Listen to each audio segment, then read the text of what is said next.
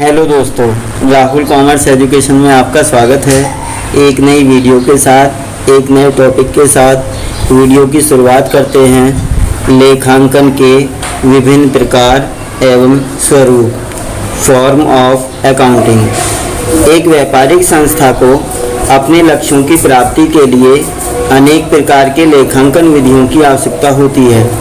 इन विधियों को व्यापारिक आवश्यकता के अनुसार कई भागों में विभाजित किया जाता है, जो निम्न प्रकार हैं। A business organization use many form of accounting according to the need of his business. There are 5 main form of accounting which are under follows.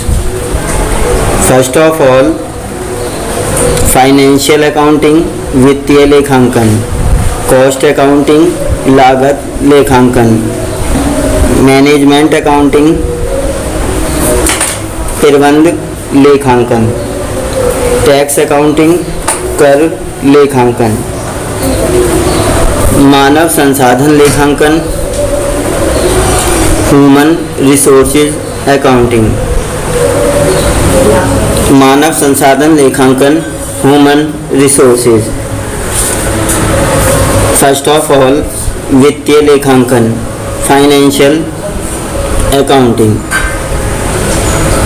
लेखांकन की वह विधि जिसके अनुसार प्रारंभिक लेन देन घटना को पहचानकर उसे मुद्रा के रूप में प्रारंभिक लेखे की पुस्तकों में लिखा जाता है, अलग अलग खातों में वर्गीकृत किया जाता है, सारांश तैयार किए जाते हैं तथा आर्थिक चिट्ठा तैयार किया जाता है।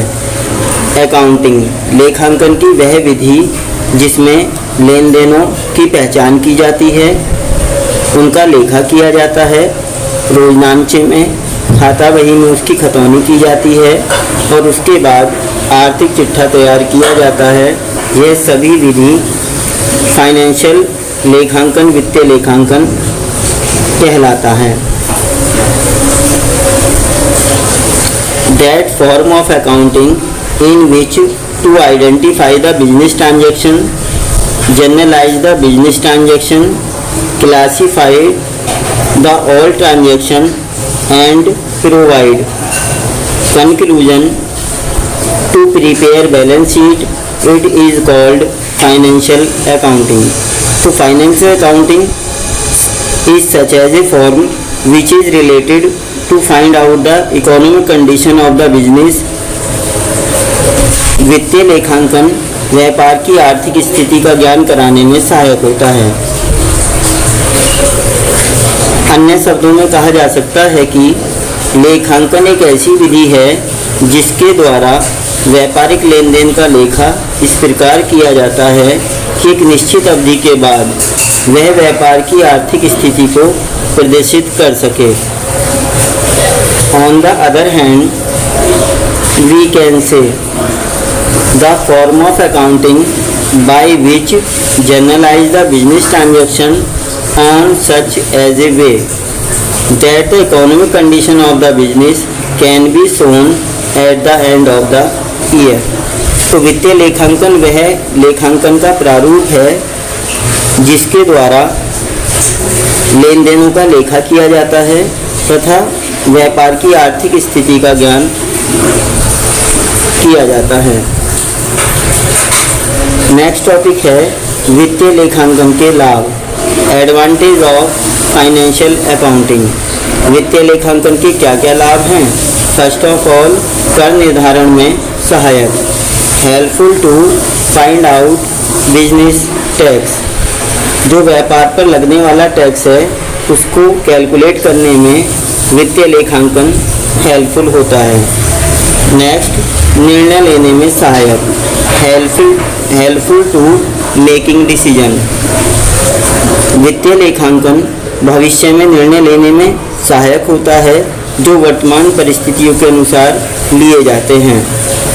Financial accounting is helpful to making decision on the basis of present condition. Next, वित्तीय विवरणों का विश्लेषण करने में सहायक, helpful to analyse the financial statement. Financial statement हमारी बैलेंस शीट होती है जिसके थ्रू हम बिजनेस की इकोनॉमिक कंडीशन को एनालाइज करते हैं और उसी के अकॉर्डिंग हम कंक्लूजन प्रोवाइड कराते हैं। नेक्स्ट, भविष्य की योजनाएं बनाने में सहायक, helpful to pre planning. Financial accounting is helpful to pre planning for the business. वित्तीय लेखांकन भविष्य की योजना बनाने में सहायक है और व्यापारिक उद्देश्यों का निर्धारण भी वित्तीय लेखांकन के आधार पर किया जाता है। नेक्स्ट, वैधानिक आवश्यकताओं की पूर्ति करने में सहायक, helpful to fulfil legal formalities. Financial accounting is helpful to fulfil legal formalities.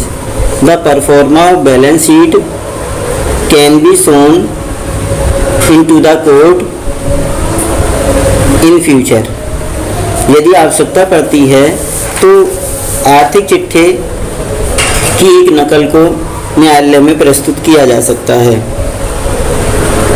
Next, व्यापार की आर्थिक स्थिति का ज्ञान कराने में सहायक, helpful to find out the economic condition of the business. Financial accounting के थ्रू हम बिजनेस की इकोनॉमिक कंडीशन को फाइंड आउट कर लेते हैं कि बिजनेस की कंडीशन सफिशेंट है या फिर सफिशेंट नहीं है। नेक्स्ट, विनियोगकर्ताओं को आकर्षित करने में सहायक, helpful to attract the investor. जैसा कि हम पहले भी पढ़ चुके हैं कि investor is called the base of business improvement और डेवलपमेंट। विनियोगकर्ता व्यापार के विस्तार और विकास में सहायक होते हैं, जिनके द्वारा लगाई गई पूंजी से हम अपने व्यापार का विकास और विस्तार करते हैं। तो कहीं ना कहीं लेखांकन, वित्तीय लेखांकन विनियोगकर्ताओं को आकर्षित करने में सहायक होता है।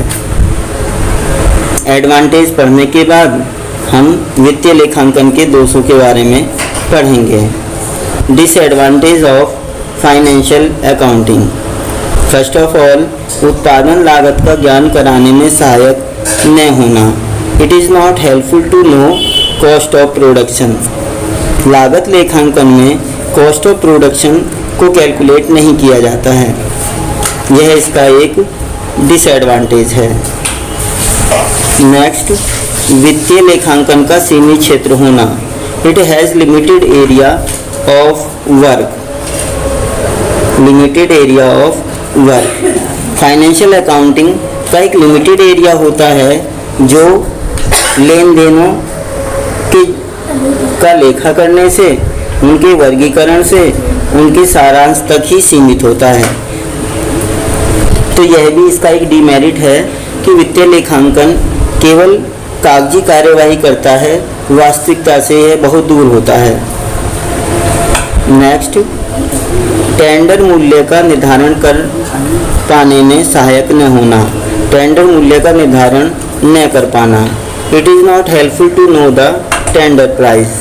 टेंडर प्राइस जो एज्यूम वैल्यू पर डिपेंड करता है, जिसमें कॉस्ट ऑफ प्रोडक्शन पर ध्यान दिया जाता है, उसमें फाइनेंशियल अकाउंटिंग हेल्पफुल नहीं होता है, क्योंकि financial accounting cost of production पर ध्यान नहीं देता है।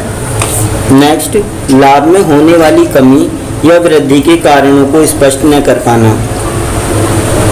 It is not helpful to find out the reason of increasing और डिक्रीजिंग इन प्रॉफिट। वित्तीय लेखांकन यह कारण नहीं बता पाता है कि निरंतर प्रॉफिट क्यों हो रहा है, प्रॉफिट में वृद्धि क्यों हो रही है, प्रॉफिट में कमी क्यों हो रही है, उसके कौन कौन से कारण हैं और उन्हें कैसे दूर किया जा सकता है। नेक्स्ट, कर्मचारियों की क्षमता का अनुमान न लगा पाना। It is not helpful to know about the efficiency of the workers. Financial accounting helpful नहीं होता to find out the efficiency of the workers. कर्मचारियों की कार्य क्षमता का अनुमान नहीं लगाया जा सकता वित्तीय लेखांकन के द्वारा। तो दोस्तों, आज की वीडियो में हमने वित्तीय लेखांकन का अर्थ, उसके गुण दोषों के बारे में पढ़ा। नेक्स्ट वीडियो में हम सेकंड पार्ट लागत लेखांकन, कॉस्ट अकाउंटिंग के बारे में पढ़ेंगे, समझेंगे और जानेंगे। तो दोस्तों, यदि आपको यह वीडियो अच्छी लगी हो तो ऐसी ही वीडियो भविष्य में देखने के लिए चैनल को सब्सक्राइब करें, वीडियो को लाइक करें तथा अपने दोस्तों में ज़्यादा से ज़्यादा शेयर करें।